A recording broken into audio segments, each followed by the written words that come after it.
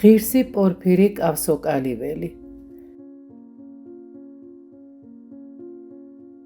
ქრისტიანული სარწმუნოება ადამიანს გარდაქმნის. ჩვენი სარწმუნოება სარწმუნოებათა სარწმუნოებაა.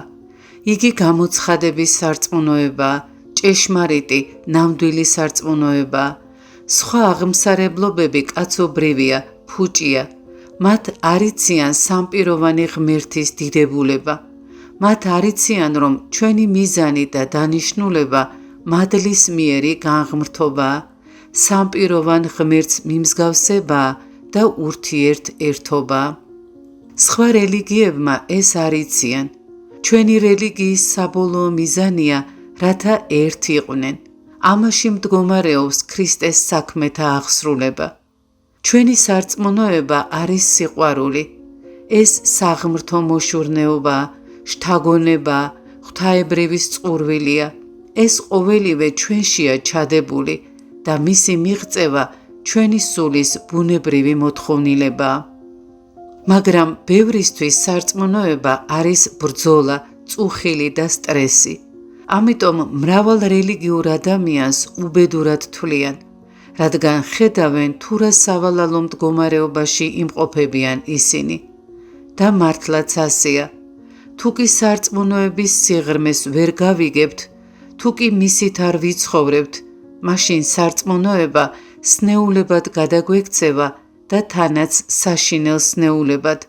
იმდენად, რომ ადამიანი თავის საქციელზე კონტროლს კარგავს.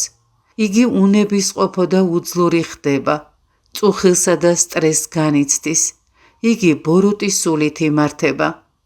ასეთი ადამიანი მუხთა დრეკას აღასრულებს, გოდებს, ევედრება, თითქოს მორჩილი ხდება, მაგრამ ყველა ეს მორჩილება სხვა არაფერია, თუ არა სატანური ენერგიის წარმოქმნა. ეკლესიაში ისინი მეტანიებს აღასრულებენ, პირჯვარს იწერენ, ამბობენ ჩვენ ცოდვილნი, უღირსნი ვართო, მაგრამ გამოვლენ თუ არა ტაძრიდან, მცირედაც რომ ვინმე მაწყენინოს, გმობას იწყებენ და ცხადი ხდება, რომ მათში დემონია. სინამდვილეში ქრისტიანული სარწმუნოება ფერს უცვლის და კურნავს ადამიანს. ხოლო იმის მთავარი პირობა, რომ ადამიანი ჭეშმარიტებას მიიღებს და დაინახავს, არის მორჩილება. ეგოიზმი ადამიანის გონებას აბნელებს და ამღვრევს მას. იგი ხიბლამდე და მწვალებლობამდე მიჰყავს. ძალიან მნიშვნელოვანია, რომ ადამიანმა ჭეშმარიტებას მიაღწიოს. უძველეს დროში ადამიანები პირველყოფილ მდგომარეობაში იყვნენ. არც სახლი ჰქონდათ და არც არაფერი. ისინი შედიოდნენ გამოქვაბულებში, რომელსაც ფანჯრებიც არ ჰქონდა. კარს ქვებითა და ტოტებით ანაცვლებდნენ, ქარს რომ არ დაებერა მათთვის. ისინი ვერ ხვდებოდნენ, რომ გარეთ სიცოცხლე და ჟანგბადი იყო. გამოქვაბულში კი ადამიანი სნეულდება და იშლება. თუ შეგიძლია, რომ ჭეშმარიტებას ჩაწვდე, მაშინ მზეზე, ნათელში იმყოფები და ყოველგვარ დიდებას ხედავ. სხვაგვარად კი ბნელ გამოქვაბულში ხარ. ნათელი და ბნელი, მხოლოდ ეს არის, მესამე არ არსებობს. რა უმჯობესია, იყო მშვიდი, მორჩილი, წყნარი და სიყვარული იყოს შენში, თუ იყო ნერვიული, დარდიანი და ყველასთან მოჩხუბარი. რა თქმა უნდა, სიყვარული აღმატებულია. ჩვენ სარწმუნოებას ყოველი ეს სიკეთე გააჩნია და ჭეშმარიტებას წარმოადგენს, მაგრამ ბევრი სხვა რამეს ესწრაფის. ვინც ამ ჭეშმარიტებას უარყოფს, სულით სნეული ადამიანია და იმ სნეულ ბავშვს ემსგავსება, რომელსაც მშობლები არ ჰყავს, ან ვისი მშობლებიც დაშორდნენ, ან ვისაც მშობლები კიცხავენ. ასეთი ბავშვები შეუგუებლები ხდებიან, ცხოვრებაში არაადაპტირებულნი არიან და მწვალებლობაშიც ყველა დაბნეული ადამიანი ხდება, არეული მშობლების არეული შვილები. მაგრამ ყველა ამ არეულ და შეუგუებელ ადამიანს გააჩნია ძალა და ბევრს აღწევენ. ისინი ნორმალურ და მშვიდ ადამიანებს იმორჩილებენ, რადგან მათივე მსგავს ადამიანებზე გავლენა აქვთ და მთელ ქვეყანას ერევიან, რამე თუ ისინი მიმდევრებს პოულობენ და მეტნი არიან. და სხვანიც არიან, რომლებიც ჭეშმარიტებას თუმც არ უარყოფენ, მაგრამ სულით ავადმყოფები და გზადაბნეულები არიან. ცოდვა ადამიანს სულს ურევს და ამ არეულობას ვერაფრით ვერ მოიშორებ. მხოლოდ ნათელი ქრისტესი განანათლებს ყოველს. ჩვენს პირველ ნაბიჯსაც ქრისტე დგამს. მოვედით ჩემ და ყოველნი მაშვრალნი და ტვირთმძიმენი. შემდეგ ჩვენ ადამიანები ჩვენი კეთილი ნებით ვიღებთ ამ ნათელს. ჩვენი კეთილი ნება მისადმი ჩვენს სიყვარულში გამოიხატება, ლოცვით, საეკლესიო ცხოვრებით და საიდუმლოებებში მონაწილეობით. ხშირად არც შრომა, არც მუხტდრეკა, არც პირჯრის წერა არ მოიზიდავს მადლს. ქრისტიანობის ერთ-ერთი ყველაზე ღრმა საიდუმლო იმაში მდგომარეობს, რომ ფორმალურად კი არ უნდა მოღვაწეობდეთ, არამედ არსთან მისვლა უნდა ვისწავლოთ. ამის გზა კი ასეთია. ყველაფერი რაც კეთდება, სიყვარულით უნდა აღესრულებოდეს. და კიდევ მთავარია, რომ სიყვარული ყველაფერს მსხვერპლშეწირვით აცოცხლებს, ყველაფერს ღვთის შესაწირად აქცევს. იმას, რასაც ძალდატანებით აკეთებ, სული ეწინააღმდეგება. სიყვარული ღვთის მადლს მოიზიდავს და როდესაც მადლი მოვა, სული წმინდის ნიჭები მოვლენ. ხოლო ნაყოფი სულისა არს სიყვარული, სიხარული, მშვიდობა, სულგრძელება, სიტკბოება, სახიერება, სარწმუნოება. ეს არის ის, რაც ქრისტიანის ჯანსაღ სულს უნდა გააჩნდეს. ქრისტე ჩვენი სიყვარულია.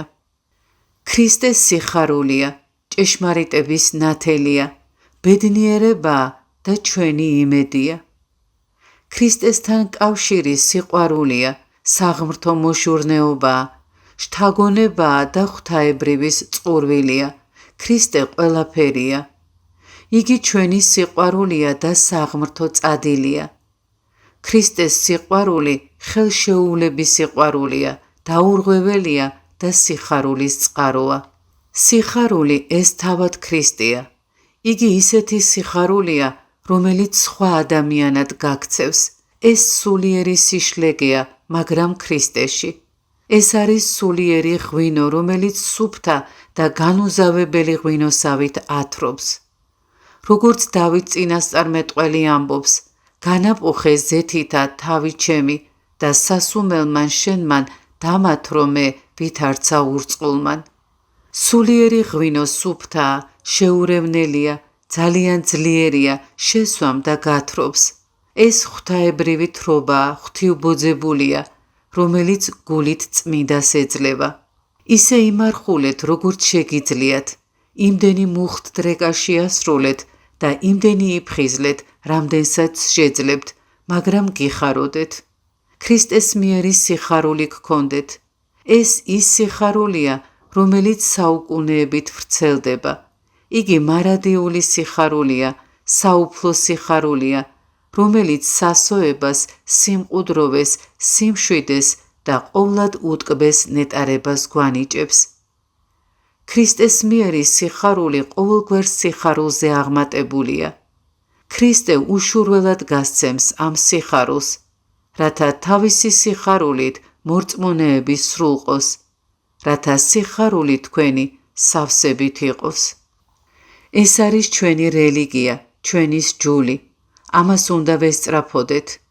ქრისტე სასუფეველია, ჩემო შვილებო, და რა არის სასუფეველი? ეს არის ქრისტე. სასუფეველი აქვე იწყება. ვინც აქ ამ ქვეყნად ქრისტეში ცხოვრობს, ის სამოთხეში ცხოვრობს. ასია, რასაც გეუბნებით, დამიჯერეთ, ეს სიმართლეა, ჭეშმარიტებაა. ჩვენ გვევალება, რომ ქრისტეს ნათელში შესასვლელი საშუალება მოვიძიოთ. მაგრამ იგი არ გულისხმობს, რომ ყოველივე სწორ ხაზოვნად აღვასრულოთ.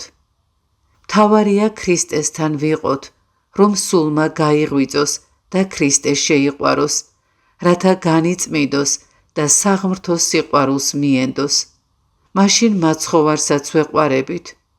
მაშინ ეს სიხარული ხელშეუხები იქნება. სწორედ ეს სურს ქრისტეს ყველაზე მეტად, რათა სიხარულით აგვავსოს ჩვენ. რამე თუ იგია წყარო სიხარულის და ეს სიხარული ქრისტეს მადლია. ამ სიხარულში შევიცნობთ ქრისტეს, ხოლო ჩვენ ვერ შევიცნობთ მაცხოვარს, თუ მან არ გვიცნოთ ჩვენ, როგორც ამას დავით წინასწარმეტყველი ამბობს. არა თუმცა უფალმა აღაშენოს სახლი, ცუდად შურებიან მაშენებელნი მისნი. არა თუმცა უფალმა დაიცვას ქალაქი, ცუდად იღვიძებენ ხუმილავნი მისნი. აირისი მოხვეჭა სურს ჩვენ სულს და თუ სათანადოდ მომემზადებით, ეს ყოველივე მადლის მიერ მოგვენიჭება. მადლს თუ მოვიხვეჭთ, მაშინ ყველაფერი იოლია და სასიხარულო, მაშინ ყველაფერი ღვთივკურთხეული იქნება. საღმრთო მადლი გამუდმებით რეკავს ჩვენი სულის კარზე და ელოდება თუ როდის განვუღებთ მას, რათა შემოვიდეს ჩვენს მწყურვალე გულში და აღგვივსოს იგი. ხოლო სავსება არის ქრისტე, ღვთისმშობელი, ყოვლადწმინდა სამება, საოცარი რამ არის ეს. თუ სიყვარულით ხარ აღუსილი, ათენის ცენტრალურ მოედანზე შეიძლება რომ ცხოვრობდე და არც კი ამჩნევდე რომ მოედანზე იმყოფები. ვერც მანქანებს ხედავდე, ვერც ადამიანებს, ვერც ვერაფერს. შენში ხარ შენ სიყვარულთან ერთად, მისით ცხოვრობ, მისით ტკბები და ის გაძლევს შთაგონებას. განა ასე არ არის. ახლა წარმოიდგინეთ, რომ ის, ვინც თქვენ გიყვართ, ქრისტეა. ქრისტეა შენს გონებაში, შენს გულში, მთელ შენს არსებაში, ყველგან ქრისტეა. ქრისტე სიცოცხლეა, ქრისტე ცხოვრების წყაროა, იგი სიხარულის, ჭეშმარიტი სინათლის წყაროა, ქრისტე ყველაფერია. ვისაც ქრისტე უყვარს და მოყვასი, ის სრულყოფილი ცხოვრებით ცხოვრობს. ქრისტეს გარეშე ცხოვრება სიკვდილია, ჯოჯოხეთია, ეს არ არის სიცოცხლე, სწორედ ეს არის უსიყვარულობა. სიცოცხლე ქრისტეა, სიყვარული ქრისტეში სიცოცხლეა. შენ ან სიცოცხლეში იქნები, ან სიკვდილში, არჩევანი შენზეა. ერთი მიზანი უნდა გქონდეს, ქრისტეს სიყვარული, ეკლესიისა და მოყვასის სიყვარული, ღვთისმსახურება. ქრისტესთან და ეკლესიასთან ერთობა ამ ქვეყნიური სასუფეველია. ქრისტეს სიყვარული მოყვასის და თვით მტრის სიყვარულიცაა.